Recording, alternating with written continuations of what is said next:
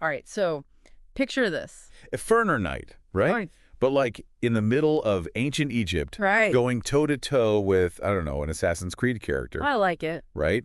Crazy crossover, never going to happen. But what if I told you? The future of these massive Ubisoft franchises, For Honor, Assassin's Creed, all of them, well, it might actually be way more connected than we ever imagined. Yeah, no, you're right to bring that up. We're talking about the huge news surrounding Ubisoft right now, and I know a lot of our listeners are big fans, so this is a big deal. It's a deep dive, that's for sure. And we've got some juicy info straight from Bloomberg's latest report. Which basically blew the doors wide open on this whole thing. Exactly. We're talking about a potential buyout of Ubisoft. By Tencent, no less. Tencent. I mean, that's huge. The gaming giant to end all gaming giants. This isn't just some small studio being acquired. This is industry-shaking stuff, potentially. okay, but before we get ahead of ourselves, got to add the disclaimer here. Nothing's confirmed yet. Right. Bloomberg's report is based on sources familiar with the matter. The good old anonymous sources. Exactly. And so far, both Ubisoft and Tencent are keeping their mouths shut. Which, let's be honest. Sometimes that silence speaks volumes. Oh, absolutely. Yeah. And it makes you wonder, right? Especially considering Ubisoft hasn't exactly been hitting it out of the park lately. Yeah, their stock prices, well, it's not pretty. Hit a decade low recently, didn't it? It did, which is a major red flag for investors. And, it makes you wonder if this potential Tencent deal is, well, a lifeline of sorts. A lifeline. You think they need rescuing? Well, let's just say, a few recent releases haven't inspired a ton of confidence.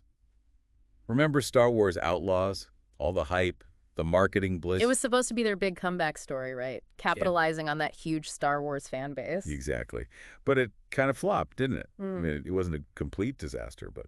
The reviews were lukewarm, sales were underwhelming. And then you had Starfield, right? Talk about bad timing. Starfield launches around the same time, eats up all the oxygen in the room. Speaking of bad timing, Assassin's Creed, Shadows.